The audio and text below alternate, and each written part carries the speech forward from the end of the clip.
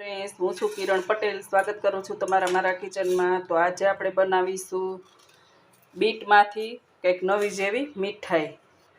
તો બીટને આપણે પહેલાં તો આવી રીતે છાલ ઉતારી લેવાની છે. બધી જ છાલ ઉતારી અને એના નાના નાના ટુકડા કરી લેવાના. છાલ ઉતારી લીધી છે. હવે આના આપણે નાના નાના ટુકડા કરી લેવું.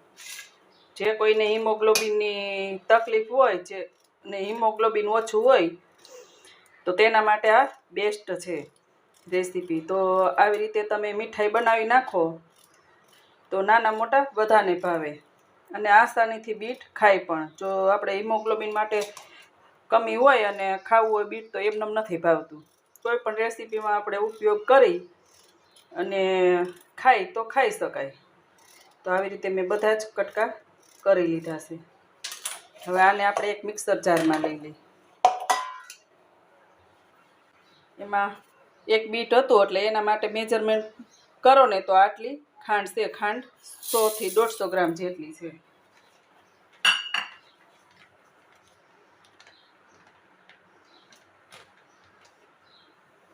ચાર થી 5 ચમચી કોર્નફ્લોર.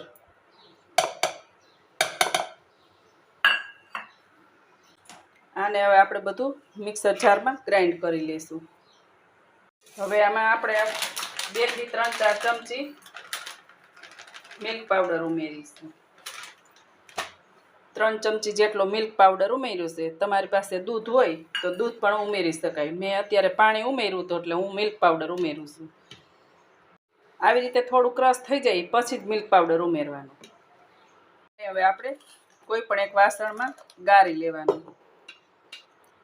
જો બીટ આવી રીતે ખાવું હોય તો આમને પણ રખાય અને એમને ન ખાતા હોય તો આપણે ગાળીને લઈ લેવાનું. આવી રીતે એકદમ આપણે બધું મિશ્રણ ગાળી લેશું. મિત્રો, આપણે રેસીપી બનાવવાનું ચાલુ કરી દઈએ. કઢાઈ લઈ લીધી છે. ગેસ ચાલુ કરીને રાખી દઈએ. એમાં મિશ્રણ આપણે ઉમેરી દેવાનું છે. પેલો તો સહેજ આપણે ઘી વાળું કરી લઈએ એટલે ચોટે નહીં. ઘીથી સહેજ અમથું, બહુ ઝાઝું ઘી નથી નાખવાનું. ખાલી આપણે આ ચોટે નહીં એટલું જ આપણે ઉમેરવાનું છે. આમાં નકર ઘીની સ્મેલ વધારે આવશે.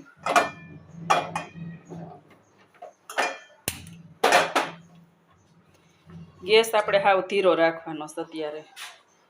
હરવે હરવે કરીને ઉમેરતું જવાનું અને હલાવતું જવાનું. સતત હલાવવાનું જ. આ મીઠાઈ એકદમ આસાનીથી બનીને તૈયાર થઈ જાય છે.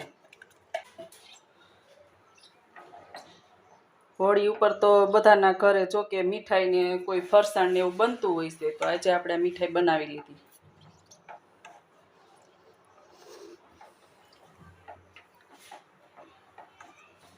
અને એમને છોડી નથી દેવાનું, હલાવ્યા જ રાખવાનું છે. બીટ ખાવાથી છે ને હિમોગ્લોબિન તમારું ફટાફટ વધી જાય છે એકદમ. જેને હિમોગ્લોબિનની તકલીફ હોય એ લોકોને તો બીટ જરૂરી ખાવું જ. હિમોગ્લોબિનની આપણે દવા ન લેવાય. બીટ ખાવાથી હિમોગ્લોબિન ફટોફટ વધી જાય છે. અને અત્યારે તો માર્કેટમાં આસાનીથી બીટ મળી પણ જાય. બીટ કંઈ એટલા બધા મોંઘા ન હોય. અને આ રેસીપી બનાવવી પણ સરળ છે.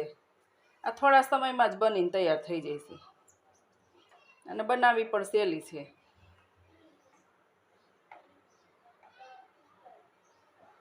આમાં કંઈ ઝાઝો ખર્ચોય નથી આપણે.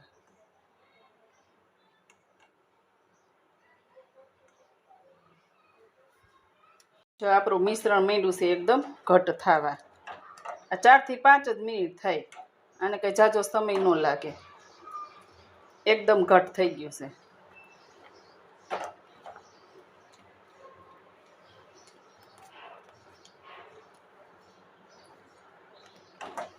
અને ખાવામાં પણ ખૂબ જ સરસ લાગે છે એકદમ. આ બીટમાંથી તો આપણે ઘણી મીઠાઈ બનાવી શકીએ. જો આવી રીતે આ પણ આ એક મીઠાઈ સરસ બનીને તૈયાર થાય. આ સેમ બોમ્બેની જેમ કરાચી હલવો પ્રખ્યાત છે, આ એવી જ રીતની મીઠાઈ બનશે. અને આને આપણે બીટના લાડુ પણ બનાવી શકીએ, બીટનો હલવો પણ બનાવી શકીએ, અને બીટનો આપણે જેમ ગાજરનો લચકો બને છે તેમ લચકો પણ બનાવી શકીએ. લચકો અને હલવામાં બેમાં ઘણો ડિફરન્ટ હોય. એક જ વસ્તુમાંથી બને પણ બનાવવાની રીત થોડીક અલગ હોય અને રેસીપી થોડીક અલગ થઈ જાય બે. જો તમારી કોમેન્ટ આવશે તો હું આના બીટના લાડુ પણ બનાવીને શેર કરીશ. તો ફટાફટ કોમેન્ટ કરી દેજો. જો તમે ચેનલમાં નવા હોય તો સબસ્ક્રાઈબ કરી દેજો, અને આ રેસીપી તમને પસંદ આવે તો લાઈક અને શેર કરી દેજો, અને કોમેન્ટ કરજો તો હું તમને આ રેસીપી લાડવાની બતાવીશ અને શેર કરીશ બનાવીને.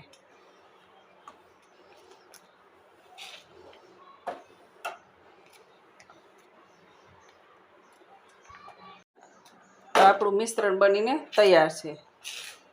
ચાલો એને એક પ્લેટમાં કાઢી લઈએ. રીતે મારે પ્લાસ્ટિકનો ડબ્બો છે એટલે હું થોડું મિશ્રણ આને ઠરવા દઈશ, કેમ કે પ્લાસ્ટિકમાં આપણે ગરમા ગરમ ન નખાય. જો તમારી પાસે સ્ટીલનું કે એલ્યુમિનિયમનું હોય તો આ ગરમા ગરમ તરત ઉમેરી દો તો હાલે. અને આપણે 5 મિનિટ ઠરવા દેવું. આવી રીતે મેં હવે આમાં સેટ કરવા મૂકી દેવાને 10 થી 15 મિનિટ આપણે ઠરી ગયા પછી ફ્રીજમાં મૂકશું. જો આપણું આ સેટ થઈ ગયું છે તો હવે આને આપણે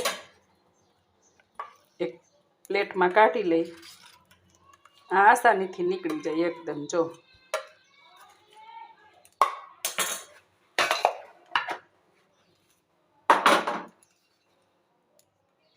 એકદમ નીકળી ગઈ. જો ચોટે કે એવું કાંઈ ન થાય. હવે આને આપણે પીસ કરી લઈ આવી રીતે.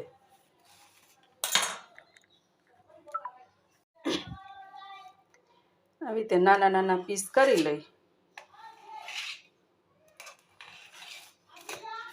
આપણી આ મીઠાઈ બનીને તૈયાર થઈ ગઈ છે. જો એકદમ પોચી અને સ્પંજી બની. જો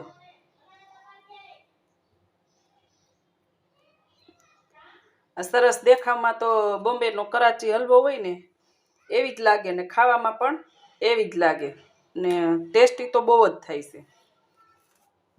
તો આપણે સર્વ કરી લઈ. આપણે કરાચી હલવો મીઠાઈ બનીને તૈયાર થઈ ગઈ છે. દેખાવમાં પણ સરસ છે, તેવી જ ખાવામાં પણ એકદમ ટેસ્ટી છે, અને હિમોગ્લોબિનથી ભરપૂર એવી આ મીઠાઈ તમે પણ ઘરે બનાવો હોળી સ્પેશિયલ. તો ચાલો ફરી મળીએ કાલે નવા વિડીયો સાથે.